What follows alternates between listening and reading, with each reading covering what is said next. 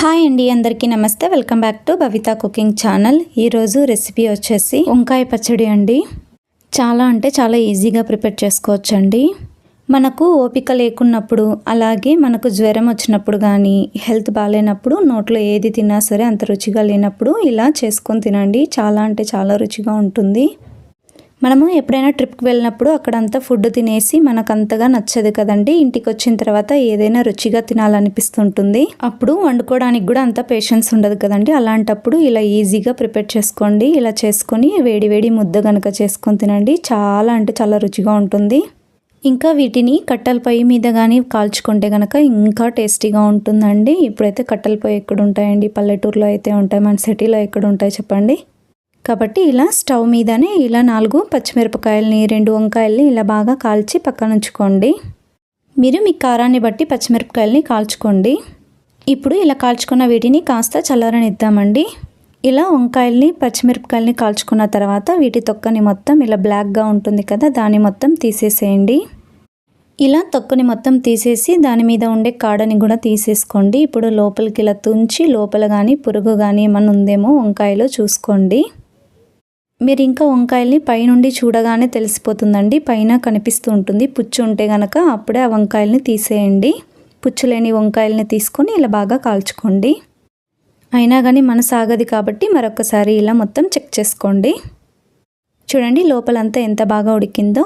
ఇలా మొత్తం పచ్చిమిరపకాయలను కూడా పైనుండే తొక్కను మొత్తం ఇలా తీసుకొని పక్కన ఉంచుకోండి. నెక్స్ట్ ముద్ద చేసుకునే చేమరిగి అంటాం కదండి. ఆ చేమరిగిని తీసుకొని అందులోకి 4 వెల్లుల్లిని వేసుకొని ఇలా బాగా దంచుకోండి. నేను ఇక్కడ కాఫీ తాగే గ్లాస్ని తీసుకొని ఇలా తిరిగేసి ఇలా దంచుకుంటున్నానండి. మీ దగ్గర రోల్ ఉంటే కనుక రోట్లో అయినా సరే ఇలా దంచుకోండి. సేమ్ ప్రాసెస్లోనే దేని మీద అయినా సరే ఇలా దంచుకోండి. నెక్స్ట్ ఇందులోకి రుచికి సరిపడంత ఉప్పును కూడా వేసుకోండి. అలాగే కాల్చి పెట్టుకున్న పచ్చిమిరపకాయలను కూడా వేసుకోండి. ఇప్పుడు గ్లాస్ను తిరిగేసి ఇలా పచ్చిమిరపకాయలు, వెల్లుల్లిపాయలు బాగా మెత్తగా అయ్యేంత వరకు ఇలా బాగా తిరిగేసి దంచుకోండి.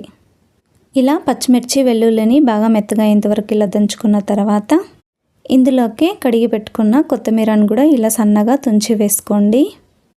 ఇలా కొత్తిమీరను తుంచి వేసుకోవడం వల్ల తొందరగా మెత్తబడుతుందండి. అందుకే ఇలా చిన్నగా తుంచి వేసుకోండి. ఇప్పుడు గ్లాస్తో బాగా కొత్తిమీరను నలిపేసేయండి. ఇలా బాగా దంచుకోవాలి. ఇందులోకి ఇందాక కాల్చి పెట్టుకున్న వంకాయల్ని కూడా వేసుకోండి. ఇలా వంకాయలను కూడా 3 భాగాలుగా చేసి వేసుకోండి.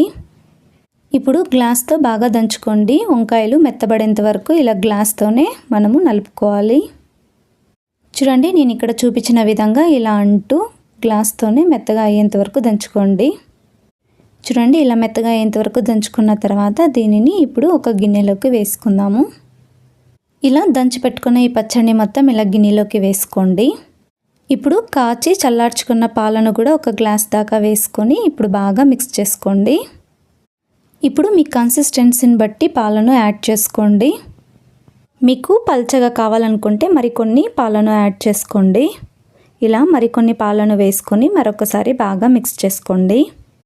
అలాగే మీరు పాలకు బదులు పెరుగును కూడా వేసుకొని కలుపుకోవచ్చండి.